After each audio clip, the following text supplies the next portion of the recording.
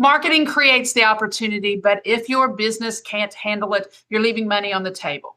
Today's guest helps fix that. No more burnout, no more fear. We'll build it strong, make it clear. Not just a grind, but a dream that's true. Building a business that works for you.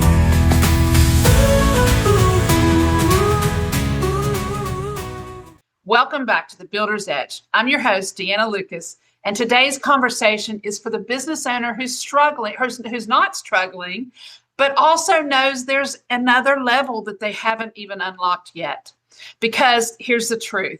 Growth doesn't just come from more leads. It comes from better systems, better structure, and a better execution behind the scenes. And that's exactly what today's guest specializes in. I've got Mickey Lyles with me. He works directly with businesses to build out their internal systems, their leadership and operational structure, so they can actually scale like a real business and not just stay busy. You know, who wants to just stay busy? We want to grow. And what I love about this conversation, though, is it's not theory, it's real, it's practical. He's done it time and time again, and it's the stuff most people avoid. Now, before we jump in, if you're listening and you're wondering how visible your business actually is online, I've put together a free AI visibility scorecard. It'll show you exactly where you stand, what's missing, and you'll get a free blueprint to fix it yourself. So go to ai-visibility-fix.com. All right, Mickey, glad to have you on. Thank you, Deanna. I'm so glad to be here. Look forward to our conversation and look forward to the value that we can bring to your audience. Oh, yes, absolutely. Lots of value going to be packed in this one for sure. Okay, let's start right here. What does "no one's coming" really mean to you? The name of your book. Yeah, it means that there's no one coming. My dad died at 58 years old, and I realized in the months following that his entire net worth he actually had a negative net worth, but he had $17,000 to his name. That was all in savings, checking, 401k, when you add it all up. And you look back and go, wait a minute, 58 years of life, and this is all he has to show for it. There's no inheritance. You know, for the great majority of us, we're not going to win a lottery. Our bosses aren't going to do it for us. Like, no one's coming to build the future and the dream that we want. And so we've got to do it ourselves. That's true. So where do you see business owners waiting instead of taking ownership? You know, I think a lot in education. You know, you mentioned your AI visibility quiz, and the word AI is being thrown around a lot now. And certainly in the building industry and in the home service industry, where we've got the, heart of America, the hardworking people, men and women out there swinging the hammers and doing the thing. Oh, yeah. They get left behind in this technology world, right? And so even at my age, it's not fun for me to stay up to 10 or 11 o'clock every night learning AI or learning whatever the new thing is. But education is important so that you don't get left behind. Absolutely. Absolutely. What's the most common breakdown you see inside of a business that they're doing, businesses that are doing okay, but yet they're stuck? Yes, a couple of things. One is the old adage, if it's not broke, don't fix it. So, it's what we've always done. So we'll just keep doing it that way. I always like to tell this story. I have two opposite ends of the spectrum. I have the best, let me word it this way, the most successful client that I've ever worked with, monetarily speaking. And they were successful in a lot of ways, but they had been in business for 53 years. And They were doing $5.5 million, which to a lot of people and to all accounts, is a decent amount of money. It depends on the industry you're in. And they were in the pest control business. So you got to remember their average ticket is about $100. So $5.5 million is a lot. You might have a builder that does tract home building or is doing 300, 400, 500 houses a year. That top line revenue is not going to sound like very much, but they're two completely different business models. Right. But in 6 years, we went from $5.5 million to $21 million in that pest control business. And so I always have people, they go, I don't understand exactly what you do. I tell this story because I go, listen, they came to work every day. They were putting in their hours. They were working hard, and they were Yeah. not successful. I mean, they were doing 5.5 million. Right. But understanding how to, and this is a trademark term that I've coin, how to revenue harvest your business. How do we get more with less? How do we take the same amount of employees, the same marketing budget that we have, and create that sort of maximum yield by revenue harvesting the client base you have? And it's unbelievable how much revenue stays on the table within companies. I don't care what kind of company it is. Yeah. Yeah. I think there's a struggle there where, they think they're doing pretty good and they think that they have kind of got a feel for their town and area and where they should be standing in that town and area. But they haven't done any, physical, they've not done any physical research, actual research that shows that there can even be that growth and what have you. Sure. Yeah. Yeah. Yeah. Well, one of the things we do within our organization when a company works with us is we do what's called a market cap analysis. And so let's just pretend that you're in the baking business. I like to use something that's maybe a little off topic. And so this beautiful lady just, she gets complimented on her cookies and cakes at her church and at the yard sales and the bake sales. And everybody convinces her she needs to go into the baking business and open a bakery. But the reality is most people that do that, they don't actually know how much money they're going to make. They don't even know what to target. They just go into business and they hope for the best, right? Yeah. But let's assume that they did have a plan and they were like, oh, I want to make $150,000 a year, bring home. Well, you've got to go out into that market and you've got to see how many people spend money on cookies every year or cakes and that they buy them from bakeries and what is the market cap. Once you understand what you think somebody will spend in that area, now we have to start backpedaling it down to how many competitors are there. Does the grocery store, like our local Publix, has a great bakery and they do cakes and cookies and all, right? So, now you're competing against every other person that sells the same thing that you sell. And then you've got to determine how much of that market share do I think I can grab? Is it 5%, 10%, whatever it may be? And this same methodology works for roofing companies. It works for contractors. It works for HVAC, plumbing, pest control. So understanding what the market cap is and then what percentage of that you're able to grab is very, very important to understand what your growth strategy is. Absolutely. It's like the baseline, right? Yeah. Yeah. That's the same. I go out and do research on just the marketing, just hitting the marketing.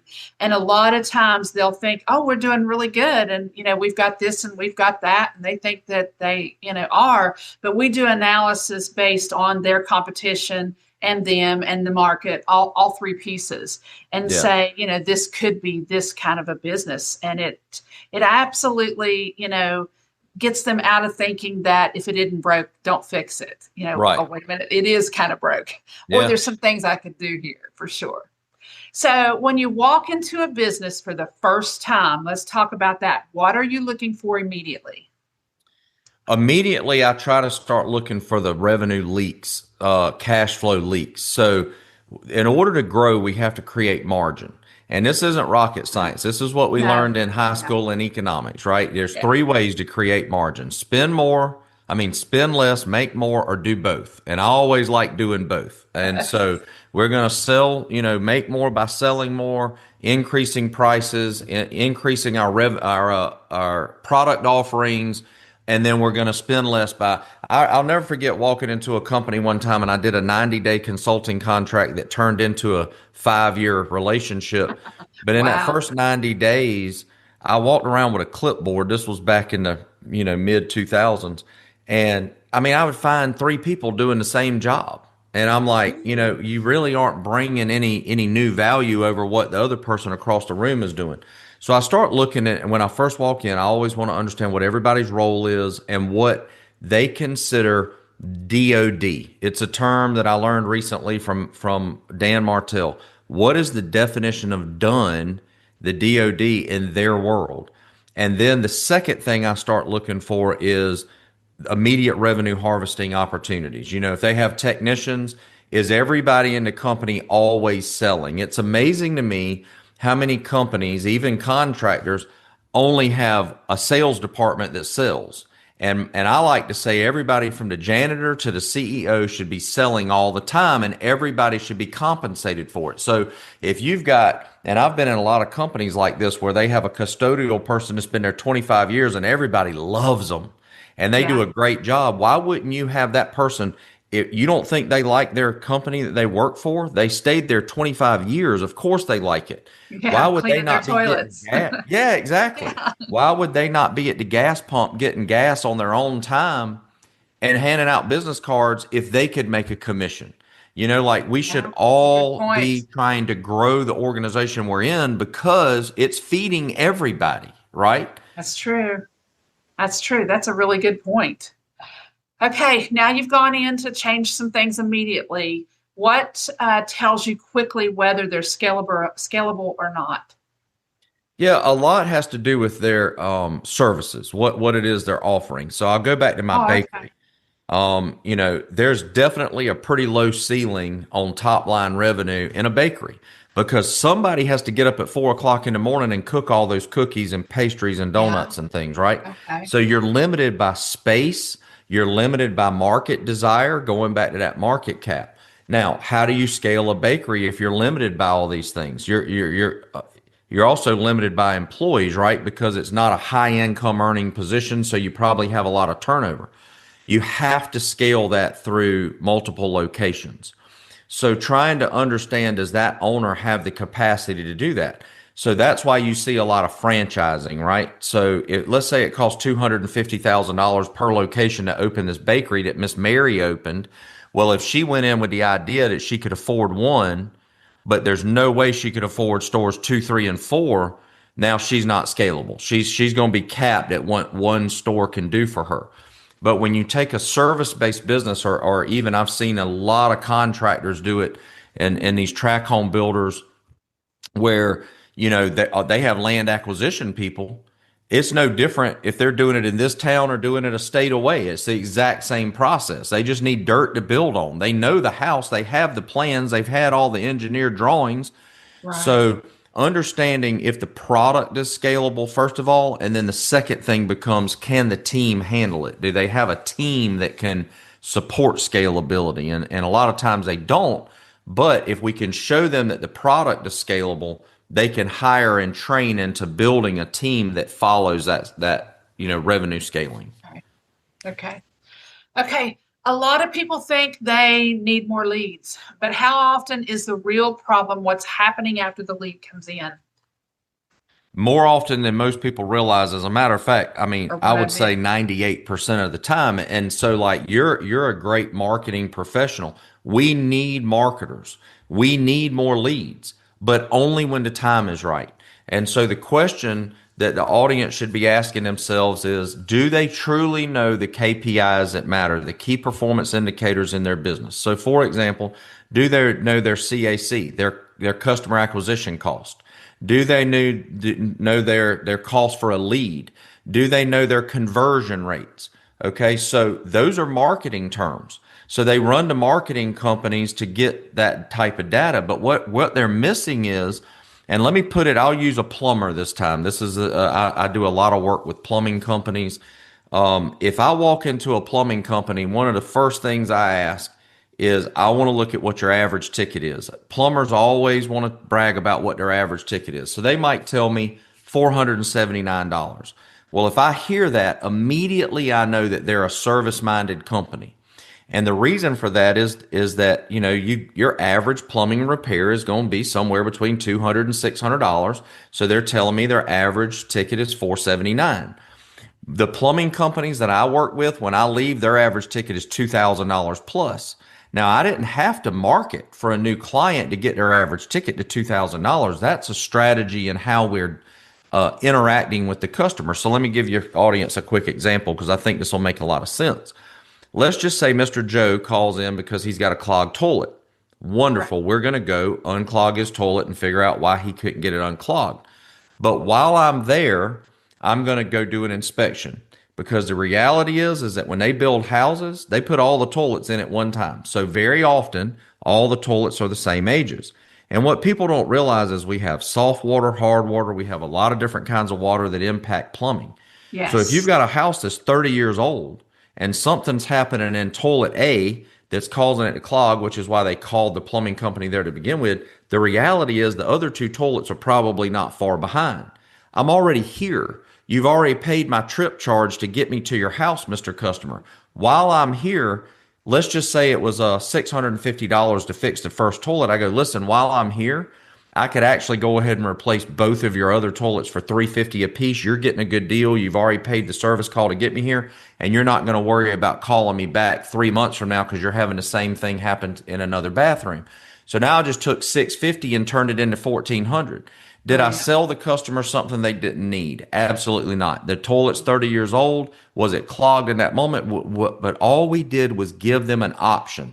Some will, some won't. So what? But we give them an option. Yeah. That's revenue harvesting. That's taking the marketed lead that you already created, Deanna, and the Yeah. phone already rang. We've already sent a technician there. Let's make the most of it because the reality is that most people call a plumber to their house once every 10 years. So there's no guarantee that when that next problem happens with that toilet, they're going to call you back. They may not remember who they called today. Right. And then Yeah. you're not guaranteed to be their plumber forever. So you No, have to you're not. maximize what you're getting in that moment. That's brilliant. That's good. That could apply to so many things. Yes. Especially, the handyman business, electrician, HVAC, that can, so many of the service spaces that Sure. would. Okay, let's talk leadership. Ouch. Now we're going Yeah. straight for the man and woman in charge. Yeah. How much of the company's ceiling that they're hitting, is tied directly to the owner and what they got? A lot. So I always, when I speak, when I am privileged and blessed to be asked to speak at business conferences and different things, I always ask the room, where did you get your manager's license? So we all have to go take a road test to get a driver's license. We have to go to the courthouse and get a Yeah. marriage license, although, they pretty much pass those out like candy these Yeah. days. Your But where do contractor you get your license, like, manager's license? yeah, And I contractor's will license, but no manager. Yeah, Yeah. for sure. And I will promise you they didn't get it in college. For anybody that tells me that they have a business degree, and I go, yeah, but you're 44 years old. How much did you learn when you were 18, 19, 20 years old in business school that really taught you how to interact with people? What they taught you was some theory, but the real world is a little different than that. But the reality is my daughter has her MBA. And I love her to death, and her career is finally gaining some traction, and she's doing well. But I promise you, when Good. she came out of school, she had no idea how to lead people. And Yeah. so the reality is in the home construction business and in home all of the trades that you mentioned earlier, most of the people that run in those companies, they got into it because they were working for somebody else. Yeah. They thought the other person was making all the money. They were tired of working for the man and they were going to go Yeah. out and make their millions. And you know what? They are smart people, man. There is a lot of Yeah. bootstrappers that have gone out and built some massive organizations. Yeah. But the ones that learned how to build big organizations and be good leaders, remember the first thing you asked me about? And I said training and educating yourself, never being too big to learn. They were the ones that went to the business conferences. They were the ones that read books on leadership. If you're struggling growing your business, you're not educating yourself on how to be a better leader. And I have been in so many home service companies where they are just that. They'll cuss their employees out in a second, and they lead with this iron fist. And there's a time to have an iron fist with blue collar workers. I've been there. I've owned a pest control company. I've owned a plumbing company. I've been there. But at the same time, understanding how to create vision and how to build real culture. And if I could just Yes. share a story, there's a company out in Arizona. They do HVAC and plumbing. And let me tell you, they have culture figured out to a T. You walk in their office, their entire office looks like the Mario Brothers game. They got green tunnels that you walk through. They got the walls are painted like you're in a Mario Brothers game. They have a Nerf gun culture where everybody is supplied with a Nerf gun when they get hired, and anybody can get shot at any time. So you never know when you walk around a corner if somebody's waiting on you. And they just have a ball. And this husband and wife team left corporate America, got into an industry they never knew anything about, but they knew how to build culture, and they have built a $20+ million organization, and they have a lot of fun doing it. But but That's people want to wonderful. come work there. They want to Yeah. come be a part of this environment. So leadership is very, very important in scaling a company. That's wonderful. I believe culture is absolutely a big one, and you have to. You can't expect people just to extract that from you. You've got to talk about it. You've got to make it a very big part of your business, big Right. portion of your business. Yes. Okay, let's talk about efficiency. Now we've worked on leadership skills. Let's talk about working on some efficiency skills. Business, being efficient, truly efficient in your business. What's that actually look like behind the scenes? Yeah, so it's another thing that I fight uphill battles with owners all the time, because the reality is if you went into the trades or you're a contractor by, trade yourself, you enjoy building something and seeing the fruits of your labor, you probably don't enjoy sitting behind a computer looking at Excel spreadsheets. No. And the reality is that efficiency is created in data tracking. And so if it's not your skill, that's awesome. Let's make sure we have somebody on your team that's really good at tracking all of that. So for example, I'm working with a company live right now in 2026 that's in the site clearing business. So they take raw land and they knock down all the trees and they site prep for construction. Yes. And I wanted to track his fuel consumption. And he was just like, it was over his head, like he just didn't want to deal with it. And so we went and got fuel gauges and we put them on all of fuel meters and we put them on all of the trucks that had the 100-gallon fuel tanks. And I was like, we are going to track your fuel consumption. We're going to figure out what it costs every hour to run this tractor versus this tractor. You Yeah. have to, right? And Yeah. so just doing all that data tracking. Now, the good news is that software has gotten really, really good and AI is making it even better. I am Yes. currently building out custom dashboards for clients that we're using AI connection tools that can go into their software, Builder Trend, Service Titan, these different softwares, and extract a lot of data and then give the owners these daily snapshots, because at the end of the day, that's what they want to know. What I want to encourage them to do is to get excited about knowing their data. They don't have to get excited about doing the research to figure out what it is. Hire somebody to do that. But get excited about knowing what your conversion rates are, what your fuel consumption rates are, how many labor hours you had on every job so that you can understand where efficiency can be made up. And Yes. let me just share, because I hope that this gets a good chuckle out of some of your listeners. Okay. I had a contractor last year that had done over $2 million in remodel work. He had $250,000 net income on his P&L. When you first looked at it, it was like, wow, he's doing really well. But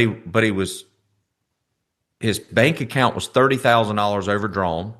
His American Express account had over $50,000 on it, and he was tapped out. Like he had zero cash flow, right? Zero cash flow. Wow. And so I'm like, dude, we got you don't have a sales problem, you don't have a job problem, but you got a cash flow problem. I got to figure this out.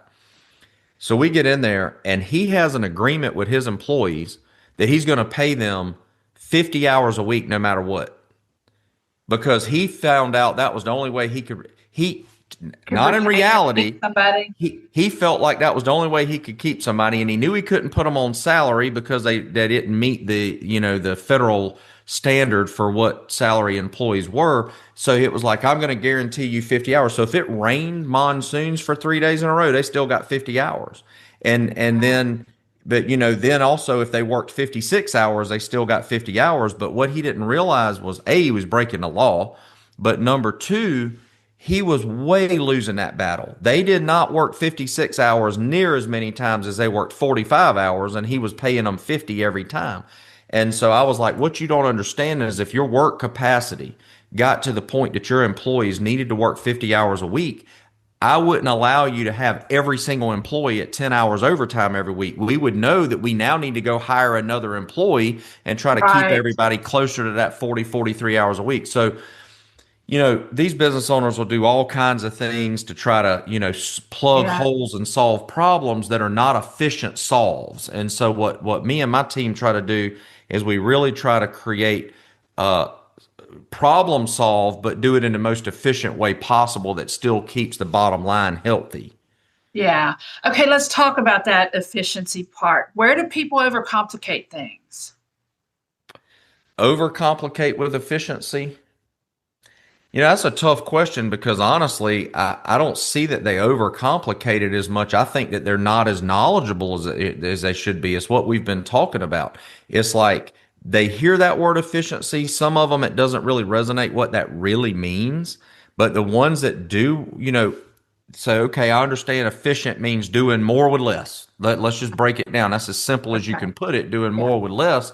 But then when it comes to them, like I said, looking at KRAs, key results areas, or KPIs, they just aren't interested in it. I've had them say it. It's like I don't care about this. I just want to go in the field. And I'm like, well, then we have to hire an operator, a general manager, a COO, somebody that is interested in knowing about it, or else your business is never going to scale. Yeah. And you know what? I will have to be honest. I think that their two biggest reasons they don't want to look at it is one, fear that Yeah, they just have a hobby and they don't actually have a job yeah, or a our business. business. Yeah, Hobby and not don't have a business. And the second thing is that they're going to have to change something. And yeah. they're not really big on change. They're like, I'm getting by, Yeah. but yeah, it You're does. right. Change is hard. And Yeah. that's the very first thing we've used that term a lot. What's the first thing you do when you walk in? What's the first thing? But the reality is if somebody engages with me, the actual very first thing I do is I send them something called a dirt road map. And it's a fun name because I grew up on a dirt road and I've come a long way, but I want to understand where they're trying to go. And Deanna, if they tell me they want to build a $30 million company, we can build that plan, but I'm going to very clearly let them know what it's going to cost them. Because, see, you can only have three things: time, money, and control, but you can only have two of the three simultaneously. So if you want to build a $30 million company and you're five, you're probably going to give up your time. You're going to make a lot of money and you're going to have control and we're going to grow this thing, but you're not going to have a lot of time. But then I have owners that come in that say, look, I came from nothing. If I have a $3 million company and I'm making $300,000 a year and I can take every Friday off, that's my dream life. I go, perfect. It's your life. Let's live it the way you want to. Let's build Yeah. your perfect dream life. And so I need to understand where they're trying to go. People are overusing this word scale. Not everybody wants to be the same size. Not everybody wants to work Yeah. 7 days a week, 100 hours a week, whatever it requires of them. So I Right. need their dirt road map, and then I give them a document, and I have them really walk through time, money, and control. Which two are really the most important to you? You know? Yeah. Yeah. Good stuff. Okay. You talked earlier about several things you fixed. Anything else that you fixed inside of business that made the biggest difference the fastest? Yeah, understanding pricing. I have a lot of pushback sometimes. People go, "Oh no, we can't raise our prices. We're going to lose customers." Oh, But they man, say I'm that all able to show the them in a time. graph how you can raise your price, lose 8 to 10% of your customers, make more money with less work, less labor costs. Talk about efficiency, right? It's the definition of working smarter, not harder. And people are too married to their customer base. This is business. You have a service that you Uh-huh. offer to the consumer base, and they either find value in it and they pay you for it or they don't. And Yeah. it is, yeah, go ahead. I was just gonna say that is the hardest thing. Like they're like, oh, my people wouldn't hire me. Like, okay, but somebody else will, That's right. Yeah. And maybe your people aren't this is the new word of our age now. They're not your avatar. Yes. They're not who you're targeting. They were who you were targeting when it was a one-man operation and you cut a Yeah. bunch of deals and a bunch of handshake deals and a bunch of discount deals, but now you're growing and you're doing 1 million, you're doing 2 million, doing 10 million. Now we've got to look at, where is the best resource for making the most amount of revenue with the best profit as efficiently and quickly as we can. I love it. I love it. Okay, everybody out there, this is the kind of work Mickey does every day. Actually getting inside your business and helping you fix it, fix what's not working so that you can grow the right way.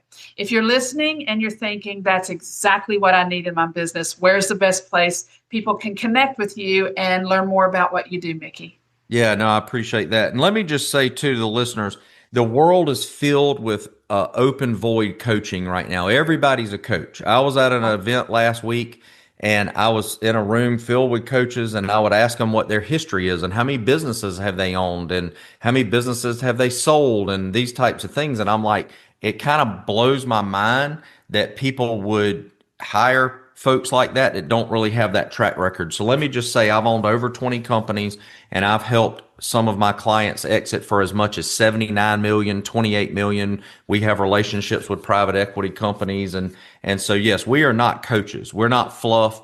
We're going to actually look at your financials. We're going to look at your leaks, and we're going to try to figure out exactly how we can impact your business. But the name of my company is Immesura Growth Partners. That's IMMEASURA, Immesura Growth Partners. And you can find me at Mickey, MICKEY, at Immesura.com. And or you can, if you're interested, if you have a larger company and you want to do, maybe you do an annual conference, or you're part of a business association in your hometown, anywhere in the United States, if you'd like to book me to speak live, either on scaling companies and exiting or on the revenue harvesting methodology, you can find me at mickeylyles.com. Wonderful.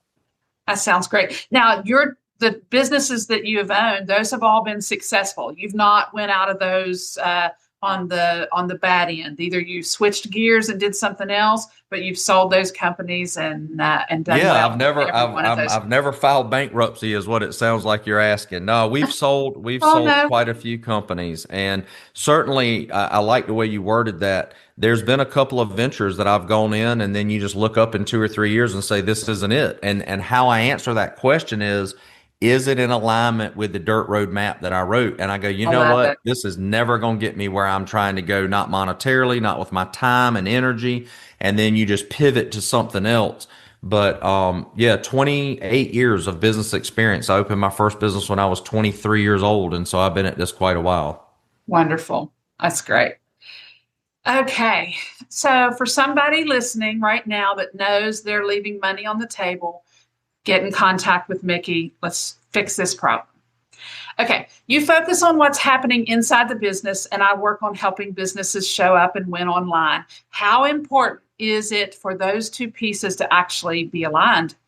It's very important, because I can only take revenue harvesting so far, but sometimes it's a huge impact on the businesses. But if the company is truly wanting to scale, so let's say, for example, we have a $500,000 company. And by the way, to your listeners, sometimes they hear me throw out these big numbers, 20 million, 70 million. We work with a lot of $500,000 companies. I mean, so if you're interested in growing, reach out. But let's say they're 500,000 and I find 300 grand worth of revenue harvesting. That puts them at 8. Now we need more clients. So now we're thrown right back into the marketing, but now they know when they get those clients how to maximize them. And it is unbelievable the speed to scale they'll see once they learn my program first and then use your leads to implement that program. So they are 100% in tune with each other. Oh, I'm so excited about that. I'm so excited about what they can do for their business and stuff with having you in there and getting that lined out. I can get them all the leads they can get in the world, but until those pieces are all in a nice working order, they leave so much on the table.